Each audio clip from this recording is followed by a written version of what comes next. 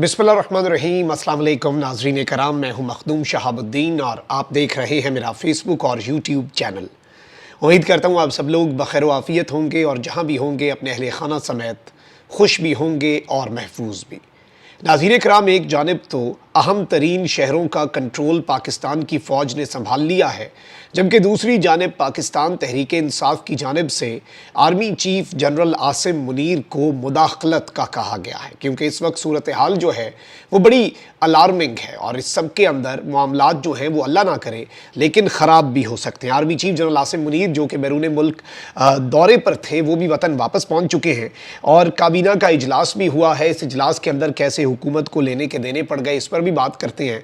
शहबाज शरीफ साहब ने एक खिताब किया है कौम से और ये खिताब ना भी वो करते तो वही असर होता जो इनके खिताब करने से हुआ है, मतलब इसका होना ना होना बराबर है। लेकिन जहाँ पर अब कुछ नई चीज़ें हैं और कुछ बड़ी अलार्मिंग डेवलपमेंट्स हैं।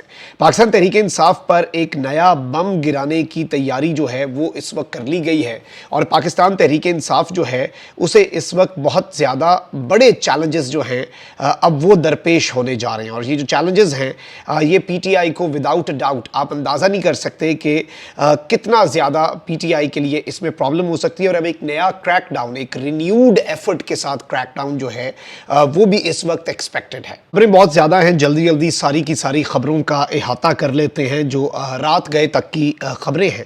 पुलिस ज़राए का कहना है कि अमन और अमान बरकरार रखने के लिए पाक फ़ौज के दस्ते इस्लामाबाद में पहुँच गए हैं। पुलिस ज़राए के मुताबिक इस्लामाबाद की ज़िले इंतज़ामिया की दरख्वास्त पर पाक फ़ौज को तलब किया गया था। पाक फ़ौज के दस्ते मुख्तलिफ मकामात पर तैनात होंगे। 245 जो है आइन का आर्टिकल और इंसदाद दहशतगर्दी एक्ट के तहत फ़ौज को तलब किया गया है और इस्लामाबाद पुलिस ने इस चीज़ की कन्फर्मेशन भी दे दी है। और इस सब के अंदर इन्होंने कहा है कि पुलिस, रेंजर्स और अफवाज पाकिस्तान अमन आमा के क़याम के लिए मौके पर मौजूद हैं। तमाम ऐसे लोग जो इश्ताल फैला रहे हैं उनसे गुजारिश है कि बाज रहें और औरतों और बच्चों को बिलखुसूस गैर ज़रूरी सफ़र जो है उससे मना कर दिया गया है। तो ये भी एक बड़ी अलार्मिंग डेवलपमेंट है। और अब चूँकि जो कशीदगी है जो कि बिल्कुल नहीं होनी चाहिए, पुरअमन रहना चाहिए, इस हवाले से पाकिस्तान तहरीक इंसाफ के जो रहनुमा है, जो लीडरशिप है, वो यूनानिमसली ये बात बार बार सब अपने अपने तय ये बात कम्युनिकेट कर चुके हैं कि आपने कानून जो है वो हाथ में नहीं लेना।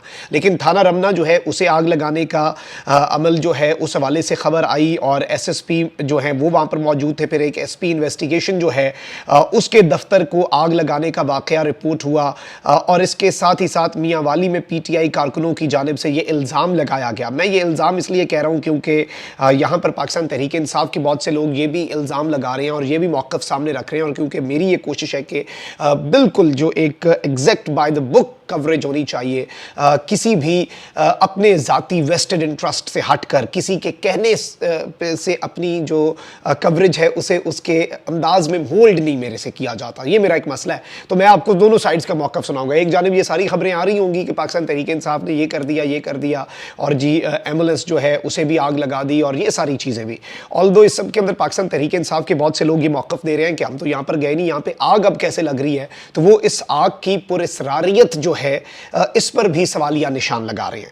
जबकि पुलिस ने पीटीआई के दफ्तर पर छापा भी मारा है और मुतअद्दिद अफराद जो हैं उनके गिरफ्तार होने की इस वक्त इतलात भी मौसूल हो रही हैं।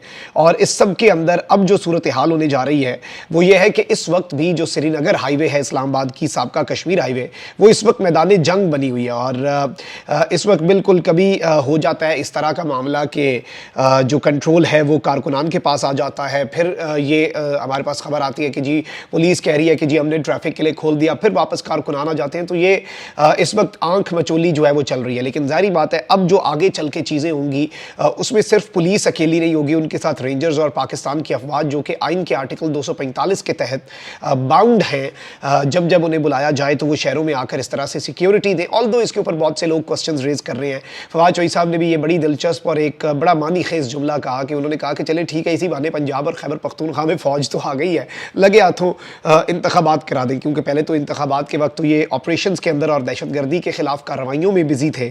अच्छा, अब विफाकी काबीना जो है उसका एक इंतहाई हंगामी इजलास हुआ और आप देखें कि इस वक्त ये कितने बौखलाए हुए हैं, कितना ये फूंक फूंक कर कदम रख रहे हैं। शहबाज शरीफ साहब हंगामी तौर पर मुल्क से वापस आए और जी मुल्क वापस आए और लंदन से उन्होंने अपना दौरा ख़त्म करके मुल्क में एंट्री मारी। फिर विफाकी काबीना का हंगामी इजलास हुआ।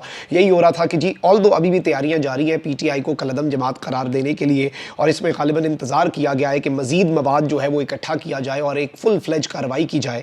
अलबत्ता काबीना इजलास में तहरीक इंसाफ पर पाबंदी लगाने के मामले पर तफसीली मुशावरत भी हुई और इंटरेस्टिंगली और अनएक्सपेक्टेडली काबीना अरकान की अक्सरियत की सियासी जमात पर पाबंदी की मुखालफत सामने आई है। तहरीक इंसाफ पर पाबंदी मसले का हल नहीं हो सकता, ये काबीना अरकान ने अपनी राय दी और काबीना अरकान जो है उन्होंने एंड पे किया क्या है। इस सब के अंदर मुल्क में 4 माह के लिए ये भी इतलात आ रही है कि निगरान सेटअप लाने के लिए मुशावरत जारी है। वफाकी काबीना में गैर मामूली हालात के पेश नज़र गैर मामूली इक़दामात जो हैं उनकी भी तजवीज़ हुई और इस वक्त बहुत सी चीज़ें जो हैं वो सामने आई। कौमी स्टेक होल्डर्स की इंतहाई संजीदगी से इस वक्त ज़राए ये बता रहे हैं कि मुशावरत भी जारी है। हुकूमत इत्तेहादी और दीगर ने मुल्क में आर्टिकल 232 के निफाज पर भी मुशावरत की। आइंदा 24 घंटों के दौरान सूरत हाल से निमटने के लिए हतमी फैसला भी किया जा सकता है। फैसले की सूरत में 4 माह के लिए निगरान सेटअप जो है वो भी तश्कील दिया जा सकता है।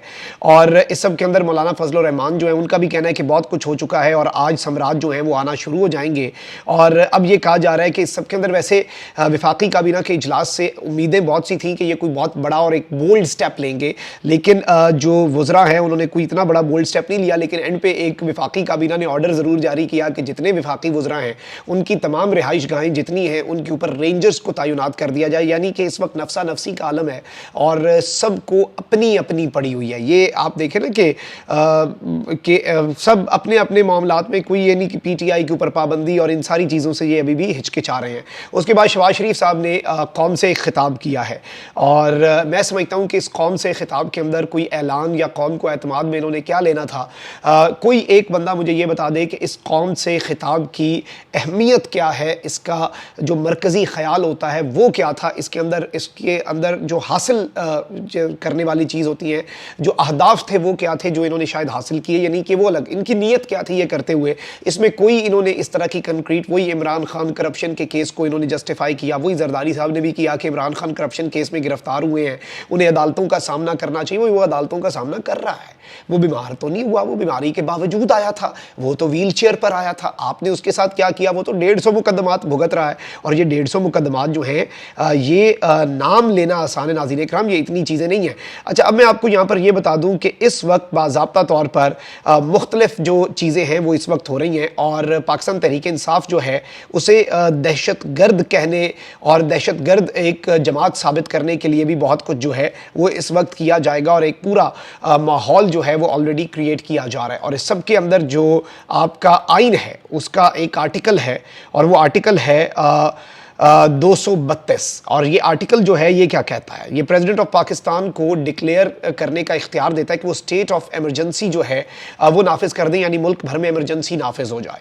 अब जाहिर बात है प्रेसिडेंट ऑफ पाकिस्तान इस वक्त कहाँ पर खड़े हैं, ये सवाल भी अपनी जगह पर खड़ा है और इसमें क्या होगा ये भी देखना है। लेकिन यहाँ पर एक चीज़ बड़ी वाज़ेह है कि ऑल्दो वफाकी काबीना हेजिटेंट थी और लोगों का रिस्पॉन्स भी एक बड़ा सख्त है और जाहिर बात है ISPR की एक बड़ी सख्त स्टेटमेंट आई, लेकिन वफाकी काबीना जो थी, जो फेडरल कैबिनेट है, it was still quite hesitant कि वो पाकिस्तान तहरीक इंसाफ के ऊपर अभी फौरी कोई पाबंदी का ऐलान करें, क्योंकि हालात बहुत कशीदा भी हैं और लोहा जो है वो बिल्कुल गर्म है।